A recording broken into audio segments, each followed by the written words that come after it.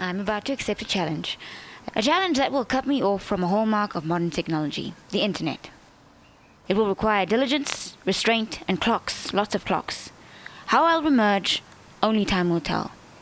See you on the other side of 24 hours. Regards, Lorhren. Date of birth? No one needs to know that. Zuckerberg, get out of my head. PS, hashtag, one day offline. No smartphone, no laptop, no tablet, no TV, no internet. A digital detox is a great way to reboot and restore inner balance in an increasingly wired world. The average person spends 8 hours and 41 minutes on electronic devices per day. 20% of that time is spent on social media.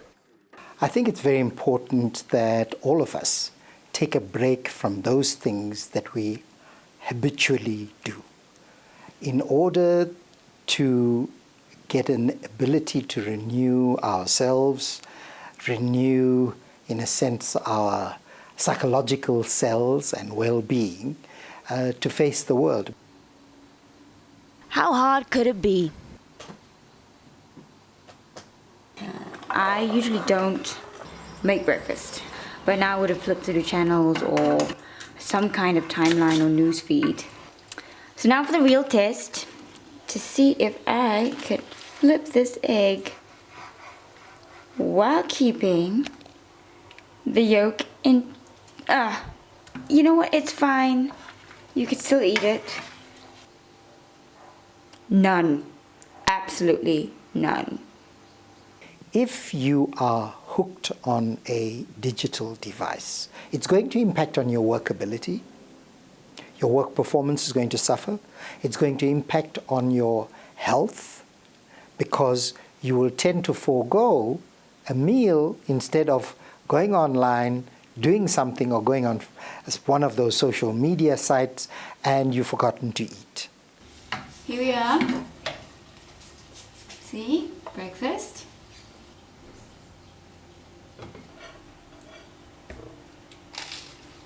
Alright, so I'm a few hours in. I just realized that I haven't spoken to anyone and I'm just itching to grab my phone and find out if everyone's okay and know what they're doing, what they're up to. How do I feel at this stage? One word, disconnected. I am at Fourways Farmers Market. Let's see how socialization happens inside.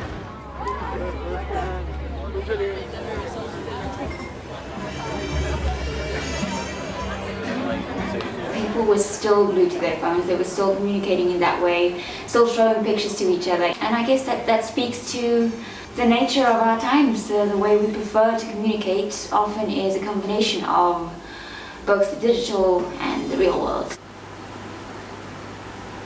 We're so used to having a remove or an edit or an undo button, and there's something about the way we keep editing our lives that may not be the most reassuring way to create. Muffins. Ooh.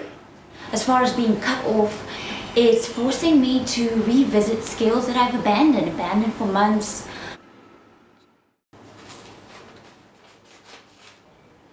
If you want me, earn me! I seem to be managing quite fine. Talking to me? You talking to me? See anybody else here? Until things fell apart. I'm bored! I'm bored! Keeping myself occupied doesn't necessarily mean enough stimulation.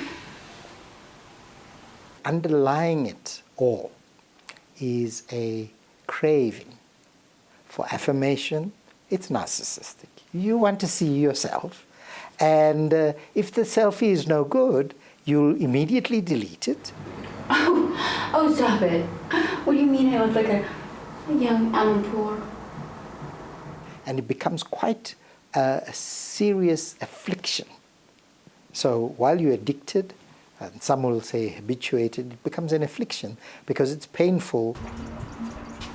I feel like I need to get out.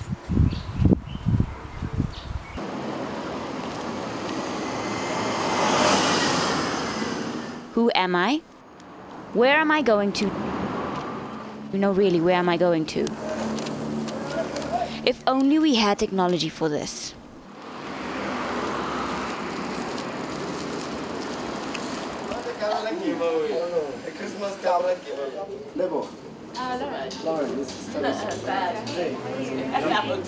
And then just like that, a group of strangers at a bicycle shop in Maboneng became friends. Insta-bike rides combined cycling and photography. Experience the people around you for who they are, not what they have become in the digital era. You can't replace human beings. We're made human by other human beings. I've reached the end of my 24-hour challenge. I'm tired, but even though I feel tired, I feel lighter. I feel I could follow my train of thought till conclusion. I think everyone should at least once a year do this type of detox. Lorhren-Rose Joseph, Johannesburg.